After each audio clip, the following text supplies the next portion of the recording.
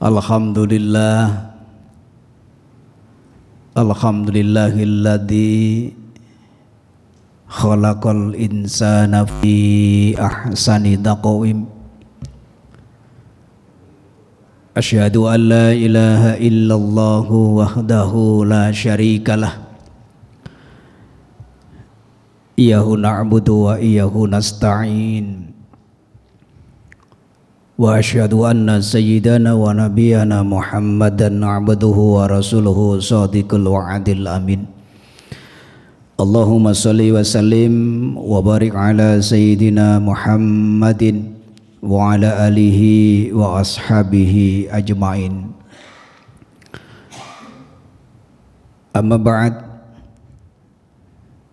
Hadratal muhtaramin, para alim, para ulama, para kiai ingkang kawula taati fatwanipun, wabil khusus sedaya mawon jajaran pengurus takmir Masjid Ar-Raudhah yang senantiasa dimuliakan Allah, Bapak Ibu, para jamaah Masjid Ar-Raudhah yang senantiasa dirahmati Allah Subhanahu wa taala, adik-adikku yang kami sayangi.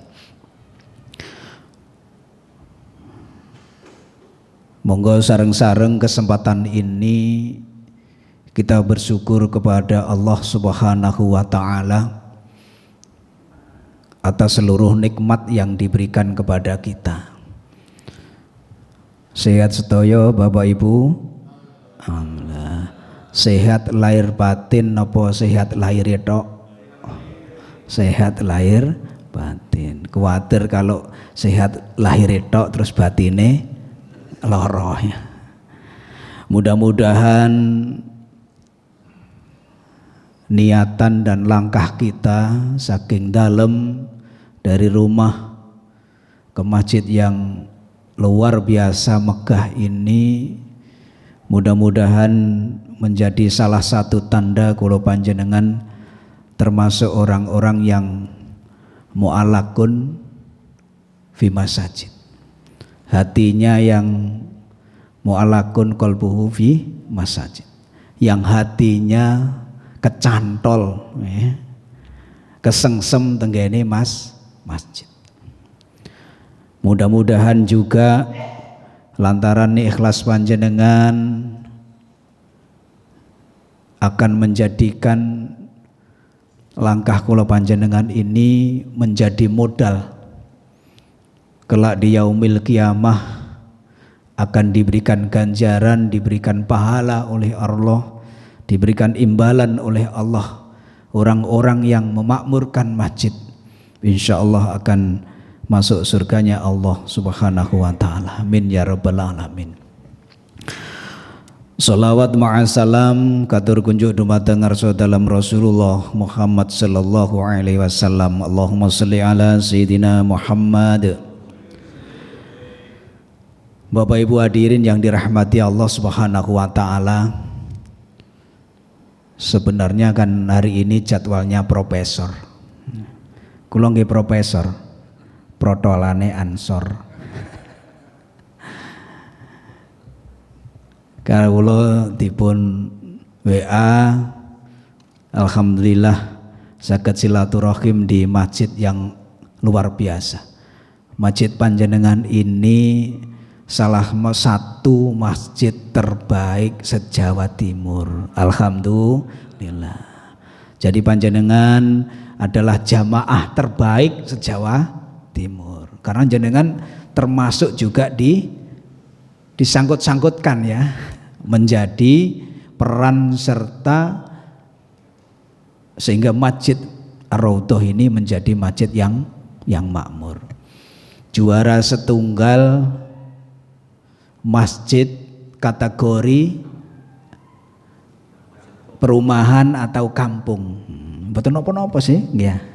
Masjid kampung tapi api ini kok sak Jawa Timur ngoten lho. Kan luar biasa, gitu. Alhamdulillah kula matur suwun atas nama pimpinan daerah Dewan Masjid Indonesia Kabupaten Sidoarjo, dene Ar-Raudhah ini muncul di tengah-tengah kita, muncul di tengah-tengah masjid-masjid se-Jawa Timur, sehingga bisa membawa harum lingkungan panjenengan, membawa harum Kabupaten Sidoarjo, dan termasuk masjid rujukan. Untuk apa? Untuk belajar dari masjid-masjid yang lain. Nah, niki peran sertanya tidak lain adalah karena keterlibatan jamaah. Jenengan kan boten napa niku mboten ngertos lek terlibat. Jenengan itu termasuk menjadi bagian daripada yang memakmurkan masjid. Sing memakmurkan masjid niku sanes takmir mawon. Innama ya'muru masajidallahi man amana billah wal yaumil akhir. Satemene sing memakmurkan masjid niku adalah kategori orang-orang yang beriman. Bukan takmirnya saja. Nah, di dalam sebuah manajemen masjid, takmir niku artinya adalah kodam. Nggih, nggih. Napa kodam niku? Pelayan. Takmir niku pelayan. Juragane sinten? Jamaah. Jadi sing juragan niku jamaah. Jadi jamaah niku mulya napa mboten? Mulya, wong jenenge juragan. Weneng ngongkon, "Hei Pak Takmir, lampune mati." "Hei Pak Takmir, kok kurang wangi." Nah, niku sing leres mboten kok takmire terus tukel lengo wangi. Sing leres niku napa? Jamaahe nggawa lengo wangi. Jadi juragan. Nah, oleh karena itu, karena materi yang diberikan ke saya adalah yok nopo carane memakmurkan masjid, mewujudkan masjid ini yang ramah anak dan ramah remaja. Nah, program ini adalah sebenarnya melekat kepada program pemerintah. Salah satu program pemerintah dari Dinas Kesehatan itu adalah adanya kota dan kabupaten layak anak. Jadi sampai kabupaten atau pemerintah daerah itu dinilai kategorinya layak anak atau tidak. Di lingkungan pemerintah daerah, di lingkungan kita itu ada enggak tempat-tempat yang digunakan untuk memberikan ruang kepada anak? Nggih ngapunten, kula niku griya kula nggih perumahan cilik-cilik. Wis omahe cilik ngen kula niku nggih omahe cilik, mari ngono latare gak duwe, ya ta. Latare teng pundi? Ning dalan ya. Sehingga kalau misalkan ruang-ruang itu untuk anak-anak disediakan, maka disitulah kategorinya sudah termasuk kategori kabupaten atau kota yang layak anak.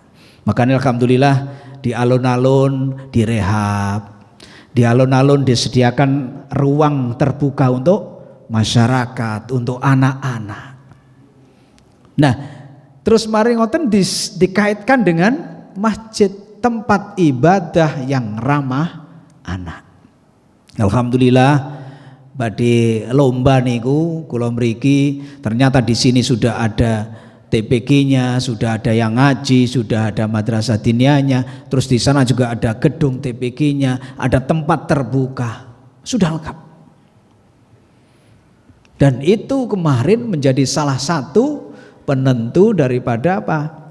Penilaian masjid kampung tetapi sudah mempunyai manajemen yang luar biasa. Alhamdulillah. Bapak Ibu hadirin yang dirahmati Allah Subhanahu wa taala. Nah, orang-orang yang memakmurkan masjid itulah yang dikategorikan oleh Allah orang yang beriman. Wong sing iman tenggene Gusti Allah. Ya napa carane memakmurkan masjid itu? Salah satunya adalah ya napa memberikan peran kepada remaja-remaja masjid dan memberikan ruang kepada anak-anak kita. Kalau tadi sangat salut, di sini ada banyak anak-anak, banyak remaja, masih sing ono sing rame, ada yang guyon, tetapi tidak dimarahi, mboten diseneni. Itu adalah aset kita. Remaja itu adalah aset kita, aset panjenengan remaja itu. Lah sinerusne niku mangke jenengan sinten kalau tidak ada remaja, kalau tidak ada anak-anak. Siapa yang akan nerusnan? Tidak ada. Kalau panjenengan sudah umur, kalau panjenengan sudah tua, kalau panjenengan nanti mungkin dipundhut dening Allah Subhanahu wa taala, sinten sing nerusaken? Sing nerusaken adalah anak-anak kita, remaja-remaja kita. Nah, oleh karena itu ya nopo perane takmir, perane jamaah warga di perumahan ini, di sekitar masjid ini bagaimana? Maka peran yang paling penting itu adalah memberikan ruang dan peran kepada remaja masjid. Alhamdulillah tembriki kula tingali remaja masjidnya juga banyak. Sampun terbentuk napa dereng remasnya? Sampun, alhamdulillah. Kemarin juga ditanyakan, ditangkletaken niku. Remasipun wonten. Nah, di MI itu remaja masjid itu disebut dengan Prima. Prima itu Perhimpunan Remaja Masjid Dewan Masjid Indonesia. Nah, jenenge mboten remas. Lek remas nu kadang-kadang napa alergi ya toh. Tapi lek jenenge Prima iku penasaran. Oh, remas ngono ya. Itu alergi. Wong tua kadang-kadang alergi. Ya toh? Ya, jadi sing gatel, sing alergi itu enggak gatelan tok, tapi alergi remas itu kadang-kadang ono si wong tuane mboten angsal, ono sing boleh gitu ya. Makanya di dalam untuk membungkus itu DMI membuat istilah Prima, Perhimpunan Remaja Masjid. Tapi kan keren, Prima. Monggo, alhamdulillah di kabupaten sudah terbentuk primanya. Kalau di sini nanti dibentuk lagi, alhamdulillah biar menyebar. Nah, dari remaja masjid itulah, dari remas-remas itulah, dari anak-anak muda itulah kreativitas akan muncul. Lek kula panjenengan iki wis umpama umur ya wis luwih saka 50 niku kan istilahnya kan wis umpama angkat-angkat ya toh, kegiatan sing napa-napa kan wis mboten begitu mengikuti. Tetapi anak-anak ini yang punya peran. Diberikan ruang, diberikan peran yang luar biasa.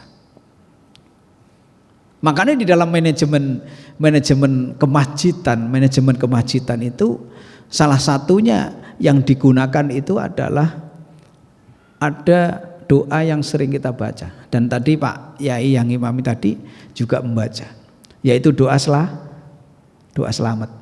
Pelapana apa surat doa selamat nggih? Allahumma inna nas'aluka salamatan fiddin.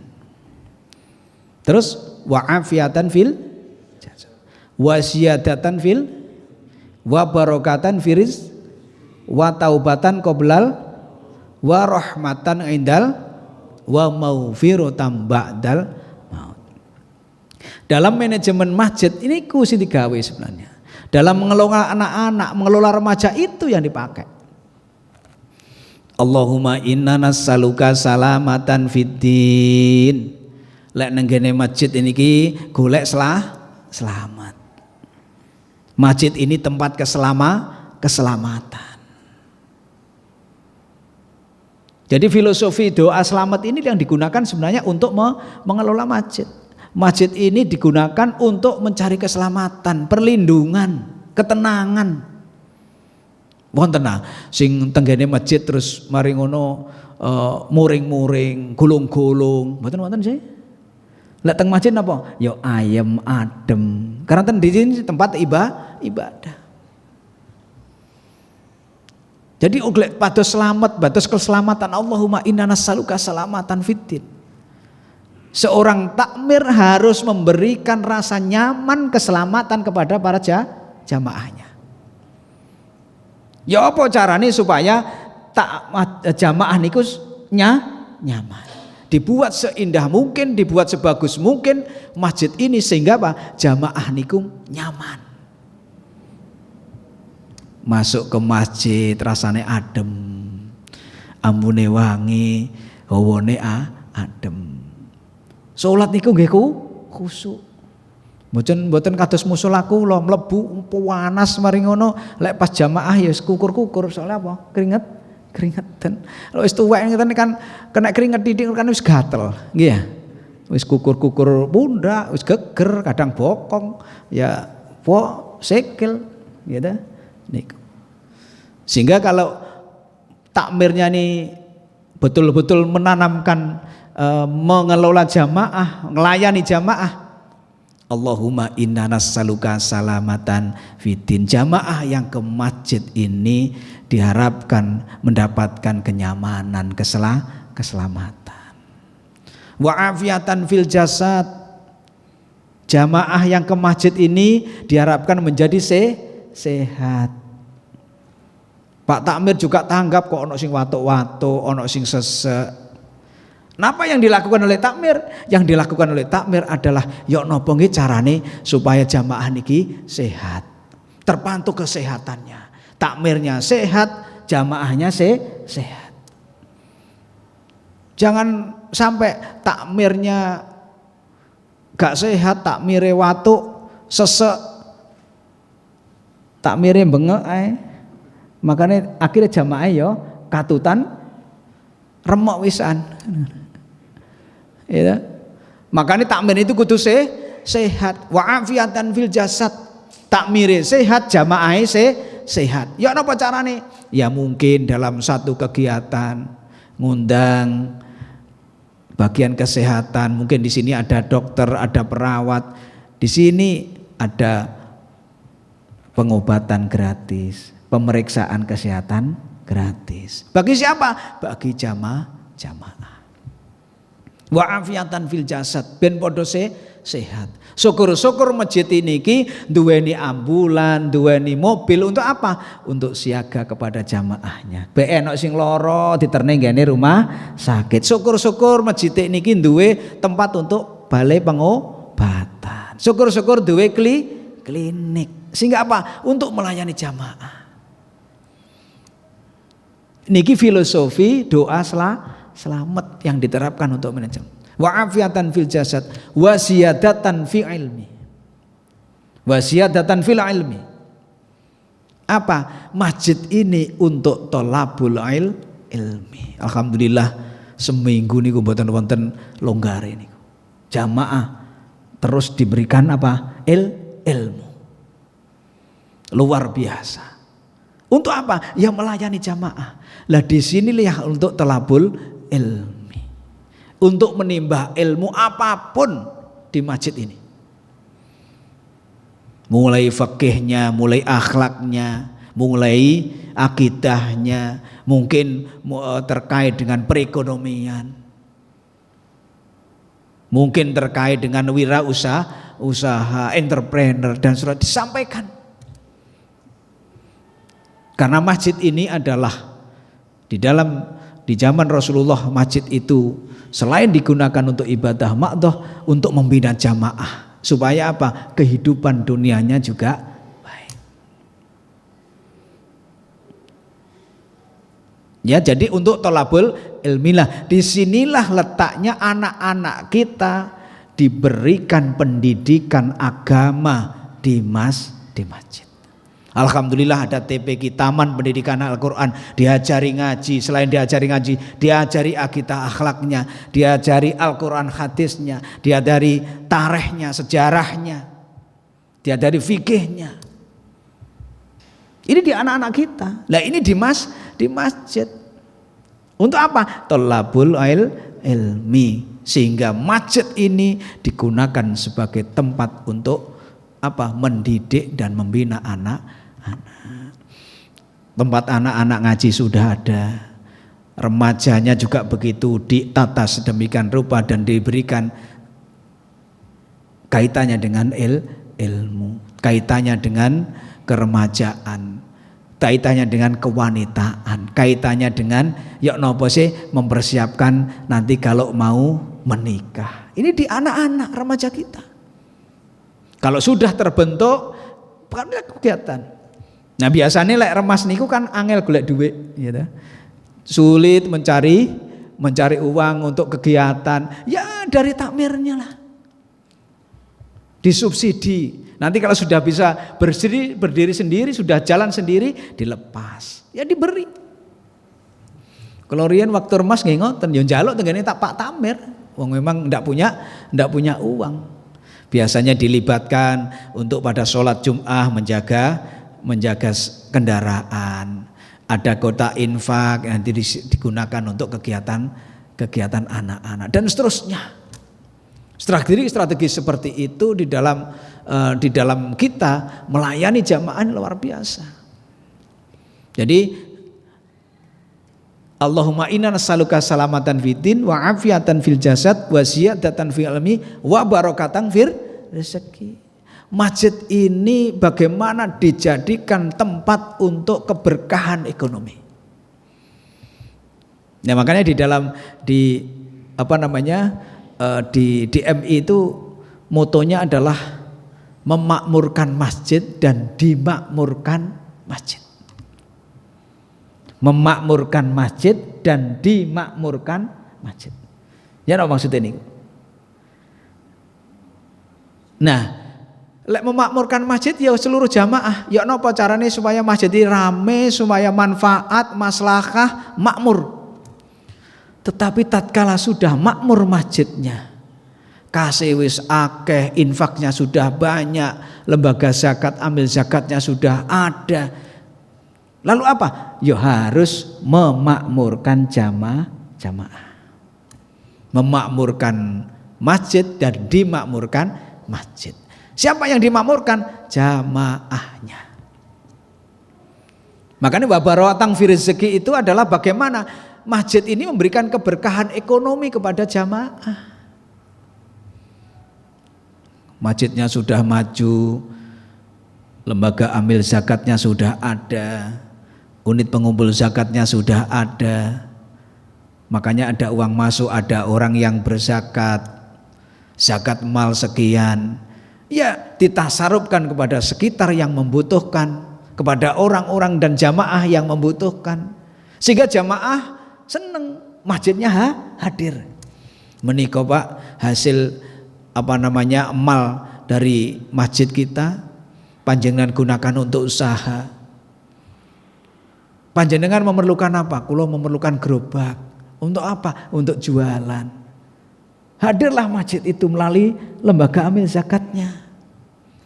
Kalau di jumukne kas kok gegeran, ono sing oleh, ono sing enggak gitu. Diambilkan dari lembaga amil zakat. Jadi banyak cara itu. Sehingga masjid hadir untuk memakmurkan jamaahnya. Sehingga nun sewu takmir ini memang harus peka. Ada laporan dari jamaah, nun sewu Pak Takmir, jamaah kita ini ada yang makannya sehari 2 kali. Masya Allah,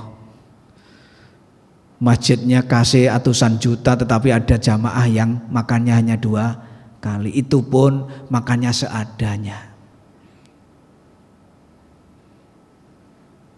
Sehingga kalau takmir dan masjidnya hadir untuk membantu mereka, itulah bukti bahwa wabarakatan fir rezeki. Masjid ini memberikan keberkahan kepada jamaah. Ini dari segi ekonomi, ya, dari segi ekonomi. Sehingga masjidnya makmur dan bisa memberikan kemakmuran kepada jamaah. Sesekali diadakan misalkan bakti sosial. Alhamdulillah di sini sudah jalan. Mulai anak yatim, duafa, ya santunan. Itu dalam rangka tadi memakmurkan kehadiran masjid itu. Kehadiran masjid. Nah, kehadiran masjid untuk apa? Untuk jamaah sehingga betul-betul masjidnya makmur, jamaahnya cuma makmur. Wa barakatan fi rizqi wa taubatan qoblal maut. Masjid ini digunakan untuk ibadah, untuk mengingat kematian, untuk persiapan kita meninggal. Apa yang dilakukan? Ibadah sebanyak-banyaknya, zikir sebanyak-banyak. Di mana? Di masjid kita. Alhamdulillah sudah dibiasakan, ada khatmil Quran, ada ngaji, ada zikir dan seterusnya, ada istighosah, ada tahlil dan seterusnya. Untuk apa? Ya untuk mengingat mati. Wa taubatan qoblal maut, wa rahmatan indal maut, wa maghfiratan ba'dal maut. Jadi masjid itu digunakan untuk apa? Kirim doa kepada orang-orang yang sudah meninggal. Pak Takmir, jamaah mriko sedo. Wong ya mong kita taksiyah. Kepedulian kepada jamaah. Kita doakan di sini. Di masjid kita. Perlu disolatkan di masjid. Itulah kehadiran masjid untuk jamaah. Strategi ini Bapak Ibu, para jamaah sekalian yang dirahmati Allah, secara sepintas kita sampaikan dalam rangka apa? Dalam rangka takmir ini memberikan pelayanan kepada jamaah. Jadi panjenengan juga boleh Pak Takmir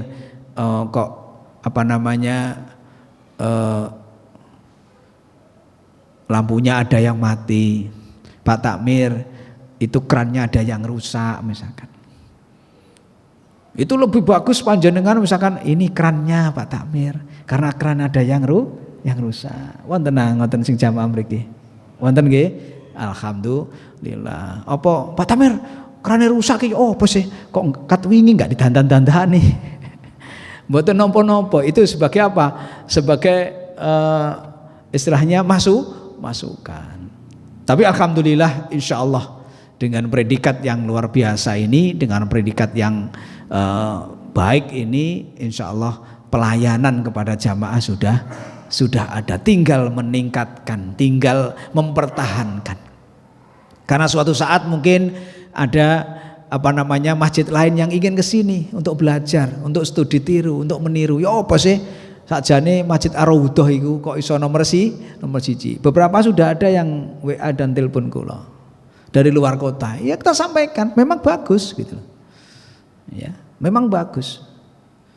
Dan filosofi dari doa selamat yang saya sampaikan tadi, lak wonten sedaya, panjenengan ada semuanya. Ya, itu adalah bagiannya takmir untuk mengelola masjid ini dengan sebaik-baiknya, terutama memberikan porsi kepada anak-anak kita. Beni anak-anak lari terus rame, monggo gak usah diseneni, gak usah dimarah-marahi, tetapi didekati, diberikan pengertian. Kalau membawa anak ya didampingi, nanti lama-lama akan senang. Lah ya napa mboten mlayan-mlayan wong teng griya omahe cilik mari ngono tenggene masjid ombo ya mesti ae gulung komeng apa meneh nenggene jero empuk pasti ana sing gulung-gulung, ana sing jempalitan, apalagi misalkan di sana ada lapangan, alhamdulillah luar biasa.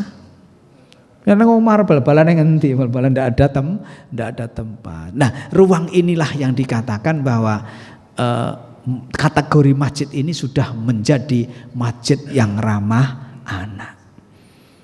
Mboten angel syaratnya masjid ramah anak niku. Mboten harus ada sarana dan terusnya mboten. Napa syaratnya? Wis pokoke ana TP kene sudah selesai. Ana TK-ne wis selesai sudah. Artinya berarti memberikan ruang kepada anak. Ada tempat ngaji itu sudah dikategorikan masjid ramah anak. Lho wonten lho masjid niku sing dengge ngaji arek-arek itu mboten asal iku ono sik wonten ngono iku. Lah ya jaman Yahmene sik ono masjid, gak usah nggih ngaji, gawe gedung dhewe kono. Oh ngoten masyaallah. Padahal Rasulullah Muhammad sallallahu alaihi wasallam memberi contoh kepada kita. Ya, mengajak cucunya, menggendong cucunya, bahkan Rasulullah sujud, cucunya di atas punggungnya. Mau sujud diletakkan, nanti setelah sujud diambil lagi. Terus begitu. Lah sujud lek misalkan punggung kene menek kene kan wis njunglungup ya, diambil dulu diletakkan. Rasulullah sujud Setelah sujud selesai diambil lagi, berdiri ambil lagi. Seperti itu. Begitu cintanya Rasulullah sallallahu alaihi wasallam kepada anaknya. Mriki nggih wonten? Alhamdulillah. Jembalian nggih. Mboten napa-napa nggih. Itu salah satu tugas takmir, bagaimana membuat anak-anak ini kerasan di masjid, mu'alakun qalbuhu fi masajid. Tercantol, ketambat hatinya di masjid. Arek-arek iki lek mboten teng masjid niku kangen ya toh. Kula panjenengan lek mboten teng masjid juga kangen. Ya. Tapi kula niku apa istilahnya termasuk orang-orang yang kategori istiqober. Lek kober ning gone masjid, lek enggak kober ning gone nang masjid. Bukan istiqomah ya. Ya. Tetapi bagaimanapun tatkala kula panjenengan ini niatnya adalah ibadah di masjid, insya Allah ngangeni. Oleh gak jamaah ning masjid niku mboten enak. Alhamdulillah. Jadi anak-anak diberikan ruang, diberikan tempat. Nah, tinggal gurune, guru TPQ-nya, guru madrasah diniyahnya, guru TK-nya itu diberikan pengertian. Monggo boleh ke masjid tetapi dengan baik. Ya, boleh ke masjid tetapi dengan baik. Namanya anak-anak yo angel dituturi napa meneh zamane sakniki. Dituturi A dadi B, dituturi B dadi C, ya, dituturi pisan malah nuturi. Tetapi alhamdulillah kalau masjid ini ada fasilitas untuk anak-anak, berarti itu sudah dalam kategori memberikan ruang, memberikan tempat untuk anak-anak kita. Bapak Ibu hadirin yang dirahmati Allah Subhanahu wa taala, napa malih di dalam bulan-bulan ini, bulan Rajab, setelah itu adalah bulan Sya'ban, setelah itu bulan Ramadan. Bulan Rajab ini adalah bulannya Allah. Syahru Rajab, syahrullah. Jadi Rajab ini adalah bulannya Allah. Kalau Sya'ban itu adalah bulannya Rasulullah. Kalau Ramadan itu adalah bulannya umatnya Rasulullah. Ramadan adalah syahru ummati.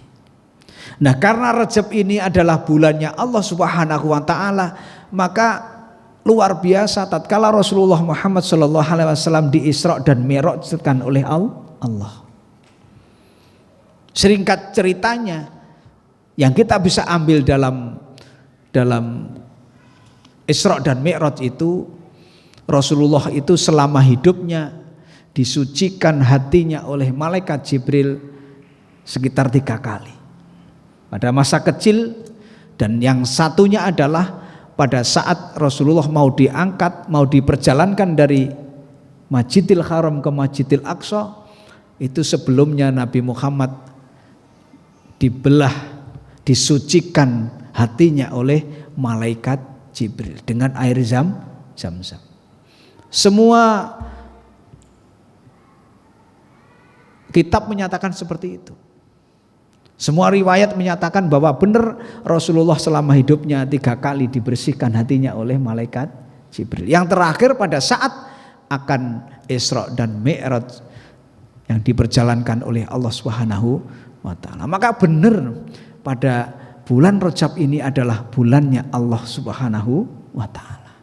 Diturunkan rahmat, diturunkan hidayah, seluruh doa dimakbulkan oleh Allah Subhanahu wa taala. Termasuk Rasulullah diperjalankan, dilakokne saking Masjidil Haram ke Masjidil Aqsa, dari Masjidil Aqsa ke Sidratul Muntaha. Ini adalah Allah. Lalu apa yang bisa kita ambil? Kok hatinya Rasulullah dibersihkan, padahal hatinya Rasulullah adalah yang paling bersih. Rasulullah yang paling mulia, manusia yang paling mulia. Lah pokok diresiki hatinya.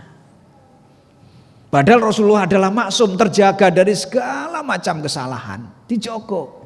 Tapi lah pokok diresiki. Ada sebuah hikmah. Kenapa harus dibersihkan? Dibersihkan hatinya oleh malaikat Jibril itu di dalam rangka supaya kita ini lapang dada.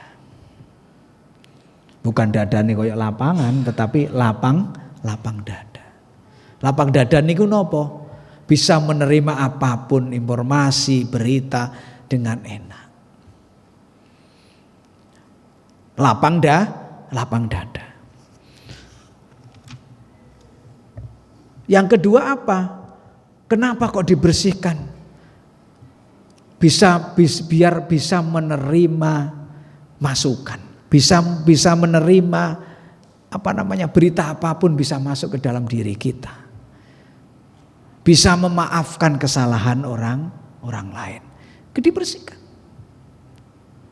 Itu hikmah yang bisa kita ambil. Sehingga tatkala di bulan Rajab ini Rasulullah dibersihkan hatinya, maka hikmah yang bisa kita ambil ya kita harus membersihkan hati kita di bulan Rajab. Hati yang mati harus dihidupkan, hati yang kotor harus dibersihkan. Kapan? Ya bulan Rajab niki. Lah benjing pada saat Sa'ban hati kita sudah bersih. Pada saat Ramadan hati kita sudah bersih. Sa'ban hati kita sudah hidup. Bulan Ramadan hati kita sudah hidup. Karena apa? Karena di dalam bulan Rajab hati yang mati itu dihidupkan kembali. Hati kita dihidupkan. Makanya dalam kitab Lubabul Hadis itu dinyatakan ada 3 hal yang menyebabkan matinya hati.